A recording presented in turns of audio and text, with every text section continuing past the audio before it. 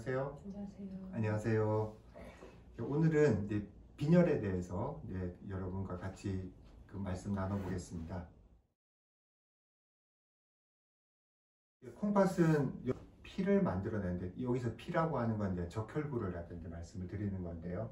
많은 성분들이 있지만 적혈구에 국한해서 말씀드리는 건데, 그런 피를 만들어내는데 굉장히 중요한 역할을 합니다. 그 조혈 호르몬이라고 하는 걸 합성을 하기 때문에 굉장히 이제 중요한 역할을 하고, 그래서 이제 만성 콩팥병 환자에서 콩팥 기능이 점점점 나빠지면 나빠질수록 빈혈의 정도가 심해지게 되는데요. 투석을 하는 그런 단계에 이르게 되면 거의 대부분의 환자에서 빈혈이 동반이 되게 됩니다. 그 빈혈이라고 하는 건 적혈구의 양이 얼마나 되느냐 하는 거거든요. 그 부족해지면 빈혈이라고 하는 건데, 일단은 가장 쉽게 생각해 볼 수 있는 거는 이제 출혈이죠. 피가 이제 바깥으로 새어나가는 경우 이제 빈혈이 생길 수 있겠고요. 또 한 가지는 이제 그 적혈구가 생산이 잘 안 되는 경우, 그럴 때 이제 빈혈이 옵니다. 근데 이제 적혈구 생산이 안 되는 경우를 또 두 가지로 원인을 갖다 크게 나눠볼 수 있어요. 하나는 이 적혈구가 어디서 생산됩니까? 골수에서 만들어지죠. 그런데 이제 그 골수에서는 명령을 받아야 그 적혈구를 갖다 이렇게 합성을 시작합니다. 그런 어떤 명령이냐? 바로 이제 콩팥에서 조혈 호르몬이 이제 골수에 가가지고 피가 얼마나 부족해, 얼마나 더 만들어야 돼 라고 이제 골수 세포에 전달을 해주면 그 명령을 받아서 그 생산을 갖다 하게 되는 거죠. 그래서 콩팥에서 조혈 호르몬이 이제 부족해지는 그런 상황, 그리고 골수에서 피를 못 만드는 상황, 이렇게 이제 크게 두 가지로 나눠볼 수가 있습니다. 그 골수에서 피를 못 만드는 거는 그 피를 만드는 적혈구의 원료가 부족한 상황. 대표적인 원인이 이제 철분이거든요. 철분이 이제 부족한 상황, 이런 것들이 있겠고, 그 이외에 뭐 비타민이라든지 뭐 여러 가지 골수 기능이 이제 떨어졌다든지 그런 것들 때문에도 피를 갖다 이렇게 만들어내는데 부족해지는 그 빈혈이 생기는 그런 원인이 될 수 있겠습니다.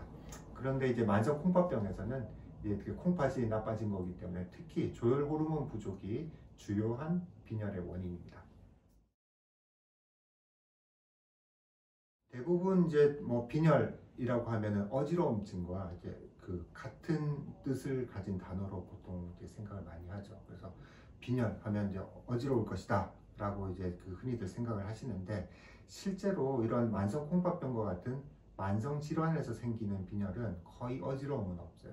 왜냐하면은 그 빈혈 정도가 서서히 이제 진행을 하는데, 그 진행하는 정도에 맞춰서 우리 몸이 이제 적응하는 과정이 있기 때문이죠. 그런데 그럼에도 불구하고 빈혈이 이제 정도가 심해지면 우리 몸에 굉장히 이제 여러 가지 증상과 나쁜 영향을 미치게 되는데, 대표적인 증상은 이제 피곤하고 기력이 없고, 그리고 운동 능력이 저하되고, 그리고 입맛도 떨어지고, 심하면은 이제 호흡곤란도 올 수 있고, 이런 증상들, 다양한 증상을 느낄 수가 있고요. 또 뭐 초기에는 별로 이렇게 증상은 없을 수는 있겠지만, 같은 양의 피를 갖다 이렇게 그 온몸의 세포로 보내기 위해서 심장이 짜여줘야 되는 그런 일이 더 늘어나겠죠. 그러다 보니까 심장이 이제 많은 부담을 가지게 됩니다. 그래서 심장 크기도 이제 비대해지고, 그런 것들이 이제 우리 환자들의 예후를 나쁘게 하는 그런 원인이 됩니다. 그래서 이제 그 만성 콩팥병, 특히 투석 환자에서 빈혈을 갖다 어떻게 관리할 것이냐, 이거는 이제 굉장히 중요한 그런 문제가 되겠고요. 투석으로는 또 해결할 수 없는 부분이기 때문에 더 각별히 또 신경을 갖다 써야 되는 거죠. 그래서 이제 잘 빈혈을 관리를 하게 되면 우리 환자분들의 많은 증상, 불편감을 갖다 개선시켜 줄 수 있습니다. 그래서 이제 빈혈이 중요합니다.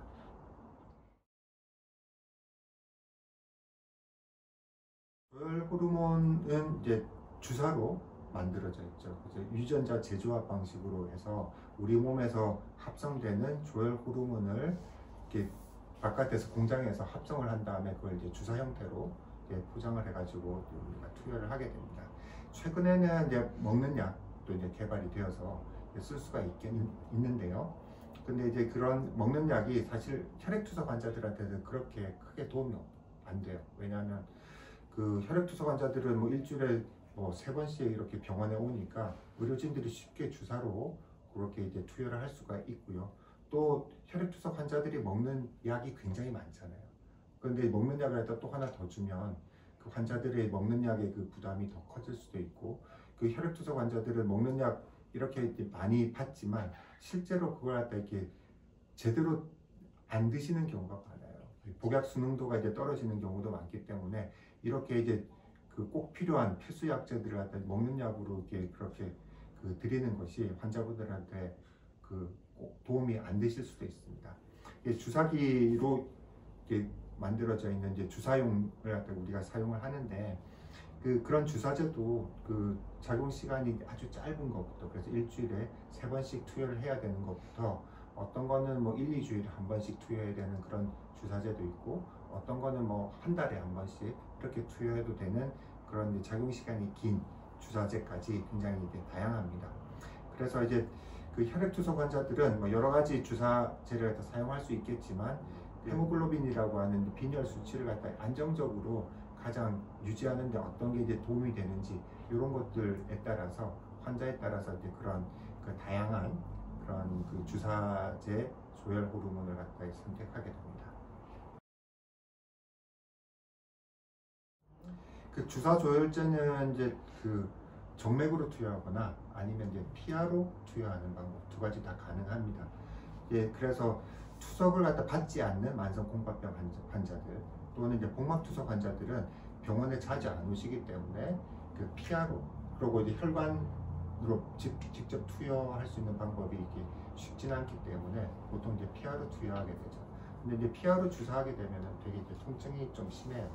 그러다 보니까 그 정맥 주사를 갖다 이렇게 하는 편이 여러 가지 편리한 면들이 있는데, 혈액투석 환자들은 그런 면에서는 매번 투석할 때마다 그 투석이 끝날 무렵에 그 조혈 호르몬제를 갖다 정맥 라인을 통해서 이제 주입할 수 있기 때문에 좀 편리하게 그 투여를 받으실 수 있겠습니다. 치료의 목표는 그러니까 헤모글로빈 수치를 가지고 우리가 이제 목표를 잡는데, 그 KDIGO라고 하는 이제 국제적으로 우리가 이제 그 많이들 인정하고 있는 그런 이제 가이드라인에서는 헤모글로빈 수치가 9에서 11.5g/dL 정도가 가장 적절하겠다라고 이제 제시를 했어요.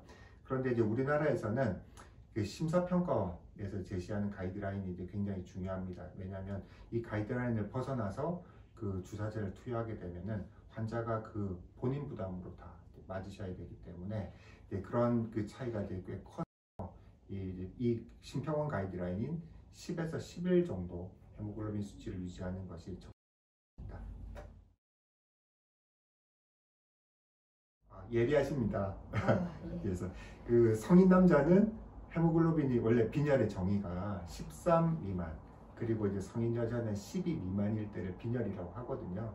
그런데 이제 우리 투석 환자들은 그것보다 조금 낮은 한 10에서 11 정도 사이 유지하는 게 가장 좋다고 해요. 그러면은 11 이상으로 조혈 호르몬을 투여해서 아니면 뭐 철분제를 투여해서 이렇게 올리게 되면은 어떤 문제가 발생하느냐, 여러 가지 이제 위험성이 있을 수 있기 때문에 그렇게까지 이제 과하게 교정하지는 않는다는 게 이제 저희 지금 가이드라인인데, 어떤 문제들이 있냐면, 일단은 빈혈이 교정되면은 혈압이 올라갈 수 있고, 그리고 철분제를 갖다 좀 경구용으로 많이 투여하면 여러 가지 이제 위장관장애라든지 그런 이제 불편감이 있으실 수도 있겠고요. 그 다음에 조혈 호르몬을 갖다 과다 투여해서 빈혈이 이제 올라가면은 여러 연구에서 그 뇌졸중과 같은 그런 이제 심각한 합병증들도 많이 발생하고, 그리고 우리 환자들의 생명선인 그런 혈관 접근로에 이제 혈전이 잘 생긴다, 이런 여러 가지 이제 위험점들이 있어서 그렇게 과하게 교정하지는 않는 것으로. 철분이 부족해서 빈혈이 잘 교정되지 않는 경우에 투여하겠죠. 철분이 왜 부족하냐? 이제 철분이라고 하는 게 이제 우리 몸에 이제 소장해서 이제 흡수가 되어야 되는데, 만성 콩팥병 환자들은 그 흡수율이 조금 떨어지기도 합니다. 그러고 혈액투석 환자들은 뭐 소량이긴 하겠지만 혈액투석을 하다 보면 조금씩 이렇게 출혈이 피가 새어나오는 일이 이제 발생을 할 수도 있겠고요. 그리고 이제 그렇게 절대적으로 철분이 이제 우리 몸속에서 빠져나가거나 못 들어오는 부족한 그런 상황이 아니라고 하더라도 조혈 호르몬제 투여량이 이제 갑자기 이제 증가하는 경우, 그럴 때는 피가 갑자기 더 많이 생산되어야 되는 골수에서 그런 일이 발생하거든요. 그러면 상대적으로 철분 결핍이 생길 수도 있습니다. 그래서 절대적이건 아니면 상대적이건 철분이 부족해졌다고 판단될 때 철분제를 투여를 하게 됩니다.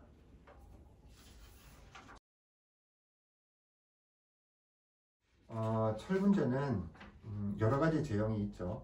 뭐 이렇게 알약으로 된 것도 있고 물약으로 된 것도 있고, 근데 여러 가지 제형이 있는데 어떤 것들이든지 좀 비슷합니다. 이렇게 드시게 되면 좀 그 위장관 불편감이 생길 수 있어요. 그런데 그 가장 흡수율이 좋은 그런 거는 공복 시 복용하는 때입니다. 그래서 아침에 일어나자마자 식사하기 전에 30분 이전에 그렇게 이제 철분제를 갖다 섭취하는 게 가장 흡수율이 좋은 걸로 되어 있는데, 위장관 장애 때문에 혹시 이제 그런 그 식전 복용이 불편한 분들, 그런 분들은 어쩔 수 없이 이제 식후에 드실 수도 있겠죠. 또 하나 또 중요한 거는 이 철분제가 다 흡수돼서 우리 몸으로 들어오는 건 아니기 때문에 어느 정도 이제 남아있는 거는 대변으로 빠져나가게 돼요. 근데 그렇게 빠져나갈 때는 그 철분이 이제 색깔이 변해가지고 이제 까맣게 되거든요. 그래서 이제 환자분들이 처음 철분제를 드신 그런 환자분들은 대변 색깔이 갑자기 까매졌다라고 이제 놀래서 저희한테 얘기하는 경우도 종종 있습니다.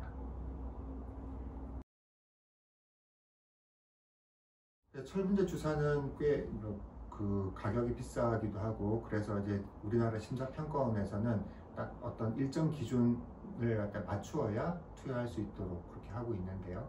그 첫 번째 기준은 헤모글로빈 수치가 11 미만이어야 돼요. 11 이하여야 돼요. 그리고 그거랑 엔드로 혈청 페리틴 수치가 200 미만 또는 트랜스페린 포화도가 20% 미만인 경우, 이런 경우에 이제 투여할 수 있게 되어 있습니다.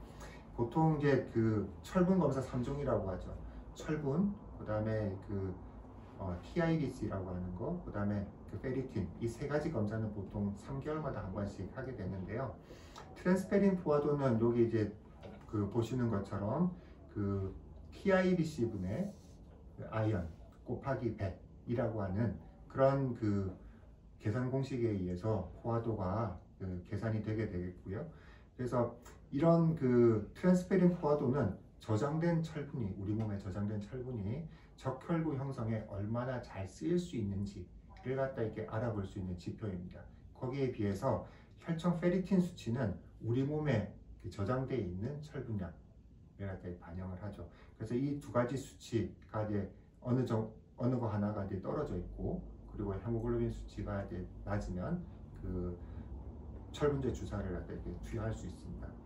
과거에 이제 처음 개발되었던 철분제 주사는 굉장히 부작용이 심했었어요. 철분을 투여하고 나서 갑자기 아나필렉시스라고 하는 굉장히 심각한 그 알러지 반응을 이렇게 보여서 환자가 쇼크에 빠지고 그런 경우가 꽤 많이 있었었는데, 그런 것에 비해서 요즘 사용하고 있는 그런 철분제제, 주사용 철분제제는 비교적 안전하게 아나필락시스가 거의 없는 그런 제제를 쓰고 있기 때문에 철분이 부족한 그런 환자에서 안심하고 사용할 수 있겠습니다.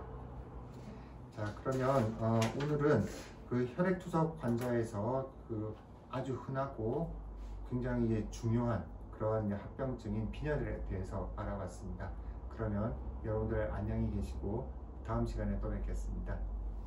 감사합니다.